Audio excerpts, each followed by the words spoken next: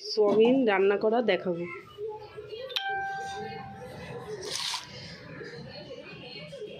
রসুন কুচিয়ে রেখেছি একদম পুরো বাটার মতন, আদা জিরে বেটে রেখেছি,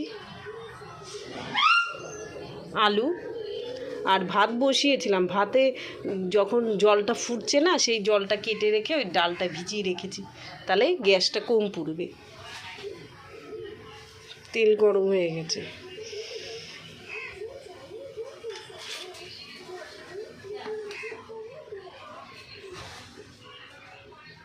আমি কাঁচা লঙ্কা দিয়েই রান্না করি প্রায়।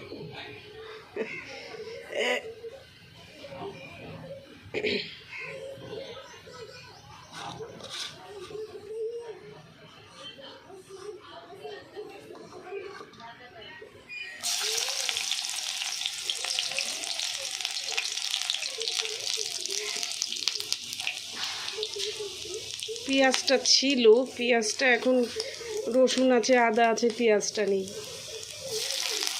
মানে কালকে সব রান্না হয়ে গেছে, এখন দোকানে যাওয়া সম্ভব না দৌড়ে, তাই পেঁয়াজটা আমি দিতে পারছি না সোয়াবিনের তরকারিতে।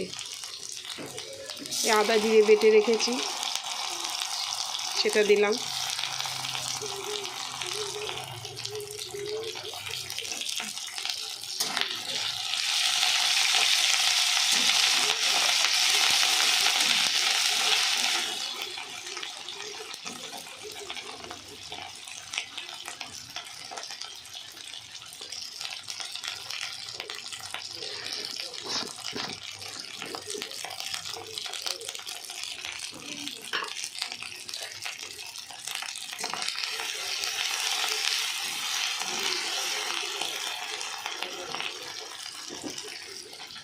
আলুটা দিলাম।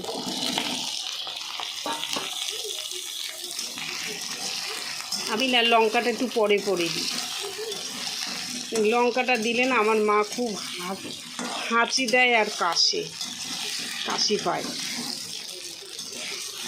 আমি তো প্রায় ঝোলেই দিই বেটে। আজকে আবার ঝালটা ফেলে রাখলাম লঙ্কাটা, এবার আমি এইটা দেব লঙ্কাটা।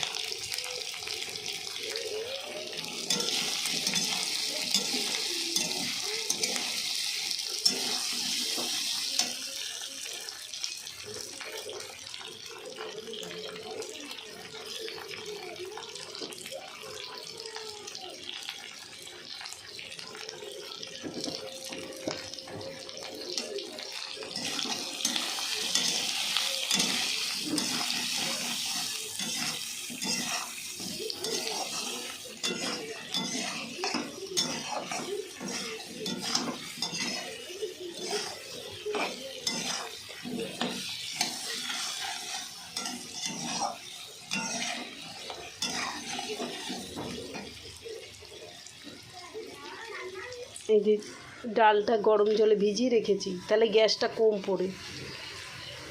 কম গ্যাসে হয়ে যায়। কাঁচা আম কেটে শুকিয়ে রেখেছি, সেই শুকনো আম দিয়ে টক ডাল করব, আর এই সোয়াবিনের তরকারি।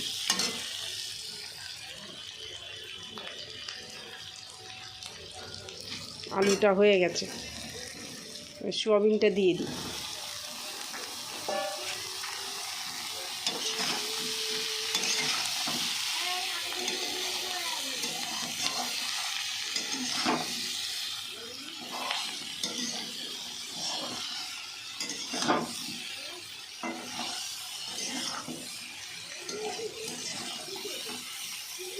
সোয়াবিনটা আমি নতুন করে মানে অন্য পাত্রে গরম জল করি না, আমি চাল দিয়ে ভাত বসিয়ে দিয়ে সেই হাঁড়িতে একটু বেশি করে জল দিই, জলটা একটু কেটে রাখি, সেই গরম জলটা সোয়াবিনটা ভিজিয়ে রাখি।